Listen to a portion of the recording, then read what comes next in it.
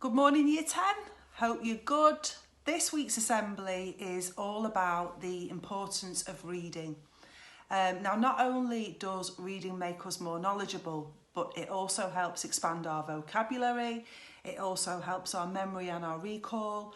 And it unlocks, I think, some sort of creativity. I wanted to speak to you about a book that inspired me to continue reading when I was probably about 9. And it's a book by Julia Edwards, who's Mary Poppins, and it's called The Last of the Really Great Whangdoodles. Now it's kind of a magical book, and as I say, I was about 9, and I even drew a little map of what I thought the village of Whangdoodle looked like. I'm going to read you a really short extract, which I think is lovely. So, the Whangdoodle was deep in conversation with the professor.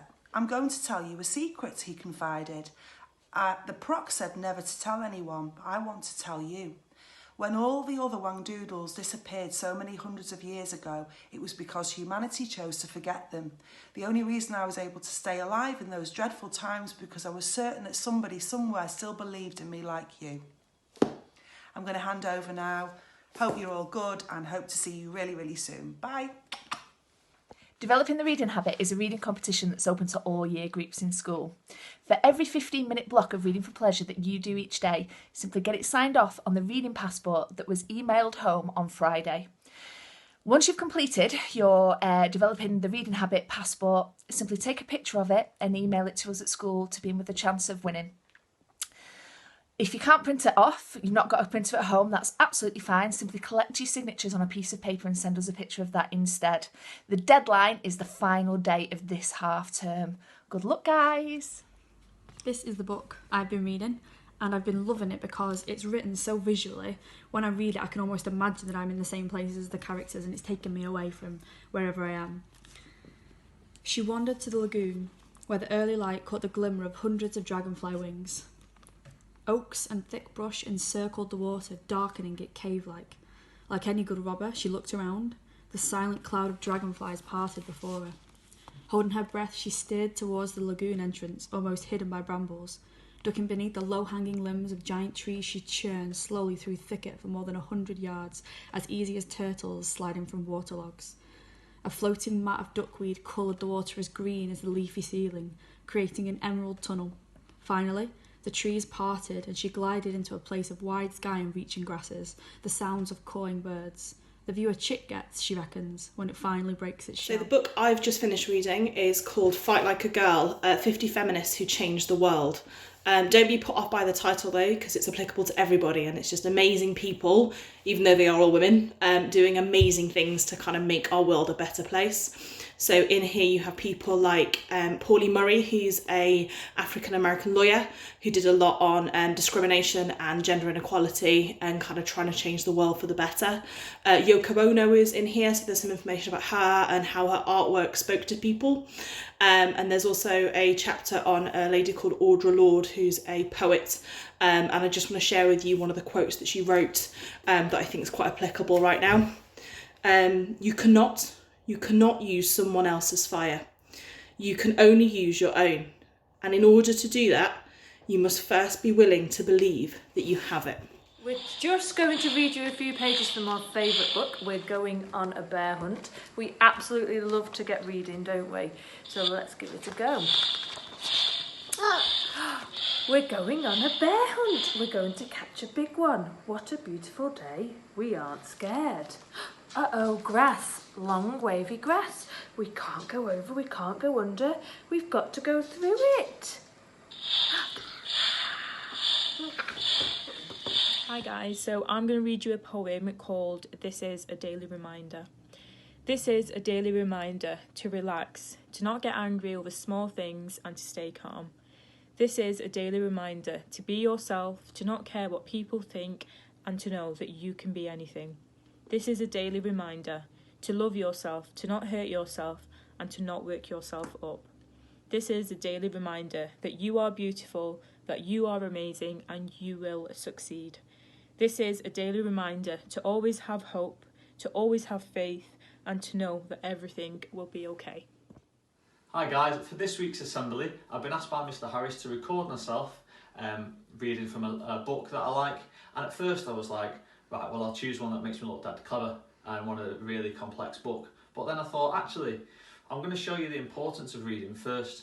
And the importance of reading is that there's messages and really important things in every book you can find, usually.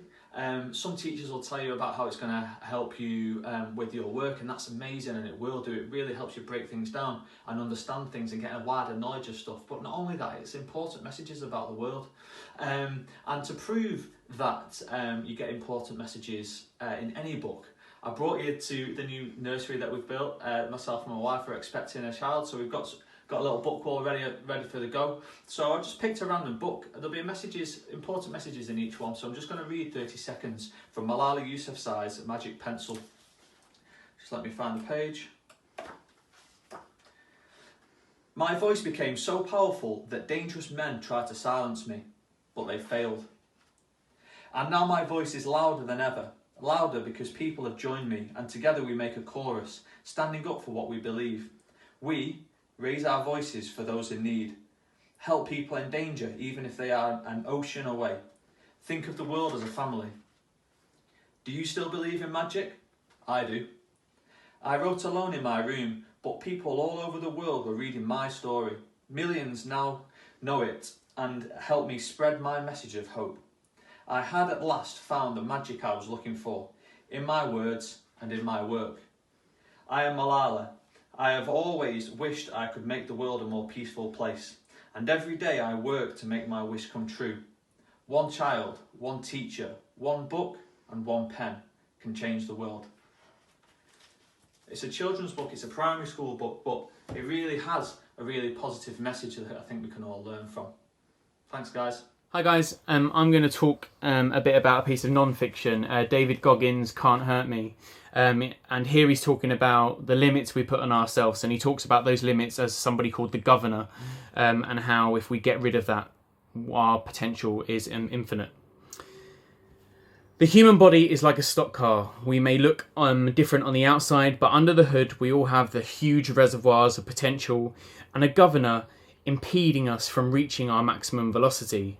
In a car, the governor limits the fuel, the flow of fuel and the air so it doesn't burn too hot, which places a ceiling on performance. It's a hardware issue. The governor can easily be removed, and if you disable yours, watch your car rocket beyond 130 miles per hour. Hi everyone, celebrate Charlton High School Reading Week next week. I just wanted to share with you my favourite book, which is The Count of Monte Cristo by Alexander Dumas. And there's also an early 2000s film version if you wanted to watch the story, and it's a PG rating, so it's available for everybody. It tells the story of this character here, Edmond Dantes, and he's betrayed by all of those around him. I like this book because it asks bigger questions about if revenge is worth it, and if power and money are everything to life. The paragraph that I'm going to read is where Edmond is imprisoned in a really notorious, a really famous French prison that's an island as well, so it's surrounded by water. And to escape this prison, Edmond has to hide in the body bag of a deceased man that they're about to throw into the sea. So here we go. They ascended 5 or 6 more steps, and then Dantes felt that they took him one by the head and the other by the heels and swung him to and fro. 1, said the gravedigger. 2, 3... And at the same instant, Dantes felt himself flung into the air like a wounded bird, falling with a rapidity that made his blood curdle. Although drawn downwards by the heavy weight which hastened his rapid descent, it seemed to him as if the fall lasted for a century. At last, with horrible splash, he darted like an arrow into the ice-cold water, and as he did so uttered a shrill cry, stifled in a moment by his immersion beneath the waves. And obviously, if you want to find out what happens next, give it a read. I'm reading from Nikita Gill's anthology Wild Embers, and it's a poem called Venus. Decide tonight to take a lesson from Venus. She shines brighter than any planet, a morning and evening star in our endless sky. She hasn't a single moon to worship her or to cloud her judgment. She is alone, and oh, how brilliantly she shines. Hi everybody, I'm going to be reading you a poem from Milk and Honey by a poet called Rupi Kaur. I just love the message behind this poem, and I think it's really pertinent, especially for now. I want to apologise to all the women I have called pretty before I've called them intelligent or brave. I'm sorry I made it sound as though something as simple as what you're born with is the most you have to be proud of when your spirit has crushed mountains. From now on, I will say things like, you are resilient, or you are extraordinary. Not because I don't think you're pretty, but because you are so much more than that. Hi. I turn to reading for a number of reasons. I always have a book on the go that's really exciting, really thrilling, a real page turner. So I'm reading The Silent Patient at the moment. That's really good for that. I also return to books that make me feel good. Birdsong by Sebastian Faulks is literally one of my favourite all-time books, and I've read it about 10 times. It's gorgeous. I love war fiction, so Sebastian Faulks is a real favourite author of mine. And I also have cute books like this. So this is called The Boy, the Mole, the Fox and the Horse by Charlie Maxey. You might have seen on our Instagram page, I've posted some of his quotations on there. And that's what this book is. It's a book of quotes. So if I need a bit of a lift, I might just open this book randomly on whatever page it kind of turns open at. And I will read that and think, okay, that's the book speaking to me today. So this is what it's saying for you guys for this week. It says, I can't read it backwards. Asking for help isn't giving up, said the horse. Oh, I can't read it. Asking for help isn't giving up, said the horse. It's refusing to give up. When have you been at your strongest, asked the boy, when I have dared to show my weakness? I totally ruined that again. But you get the picture. Very cute. Happy reading.